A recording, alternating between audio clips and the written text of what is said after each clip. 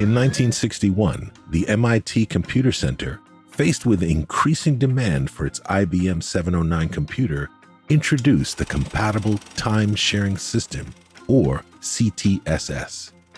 Using this system, multiple users could access a shared computing environment.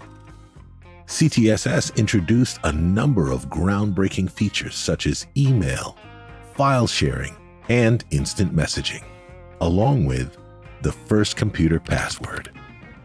Because each user had their own files, the system needed to be able to distinguish between them and to present only the materials authorized to them.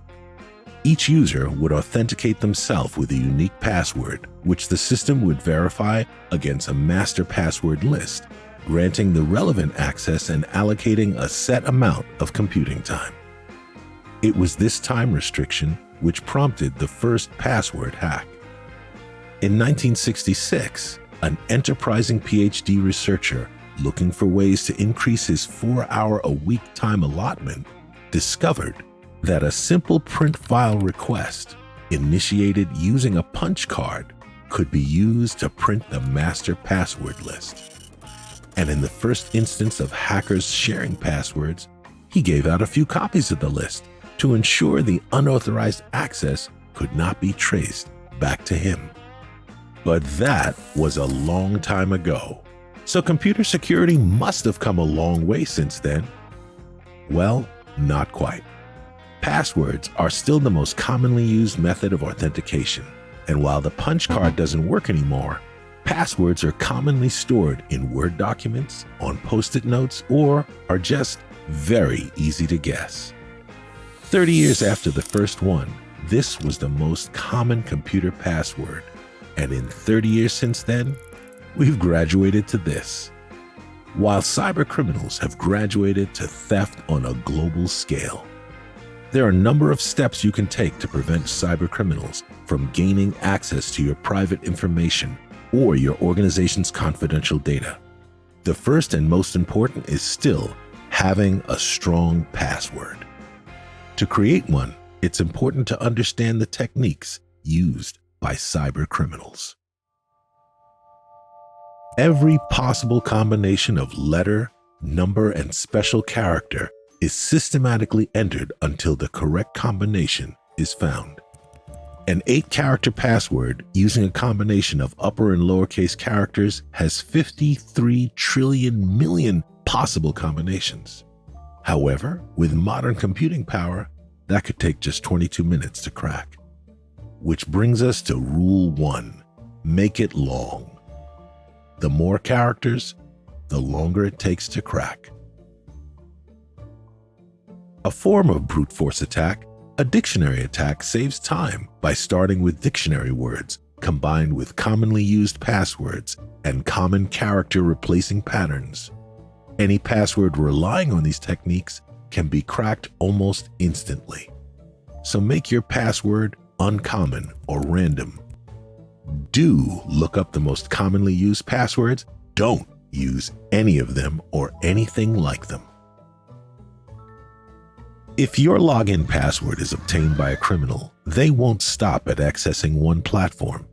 They'll try it on others, and if they get access to your email, they'll use that to reset the passwords on the accounts they couldn't access. Rule 3. Make it unique.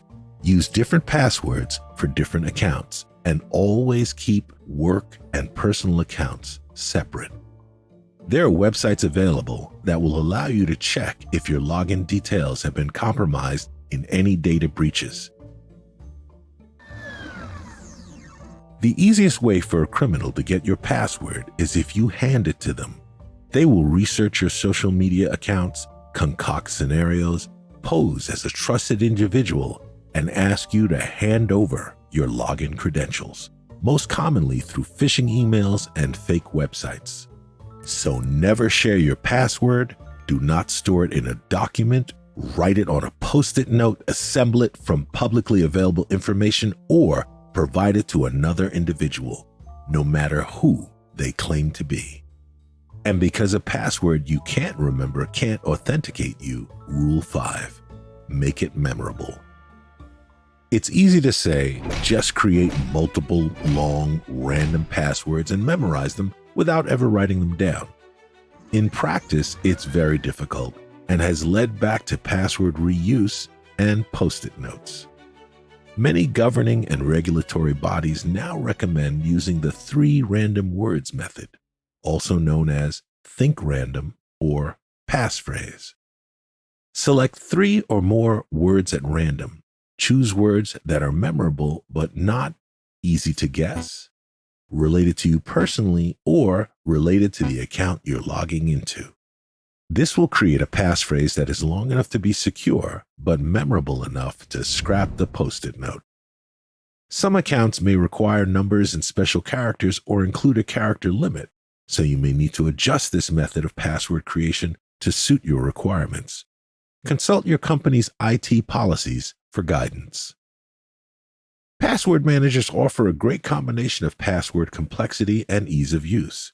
Passwords that are very long, random, unique, and easy to remember because you don't have to remember them. You create one secure master password, and the password manager can generate, store, and autofill passwords for all your other accounts. And even if a criminal did get access to your master password, the manager encrypts all stored passwords to ensure your data is secured. Password managers are highly recommended by cybersecurity experts for both personal and business use. Check with your IT department for guidance on the use of password managers in your organization. A strong password is one factor of authentication, but many websites and applications now use two-factor authentication, 2FA, or multi-factor authentication, MFA. An additional piece of evidence or factor is required before access is granted. There are different types of factors that can be used. Something you know, like a password, PIN, pattern, or security question. Something you have, a phone, product key, or hardware token. Something you are, fingerprint, or voice recognition. Somewhere you are, your location can also be used as a verification method. The most common method uses an authenticator app on a mobile device.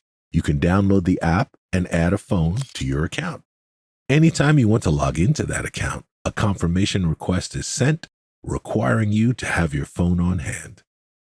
Another common method involves codes being sent via a text message to your phone number. However, these can be intercepted and are a less secure option. For many sensitive accounts like bank accounts or your work accounts, MFA is enabled automatically. For others, you may have to enable it manually, and it is highly recommended to do so. A long, random, unique password that's never shared but easy for you to remember, combined with turning on all available authentication measures on all of your accounts, both work and personal, will ensure that the only person with access to your confidential data is you.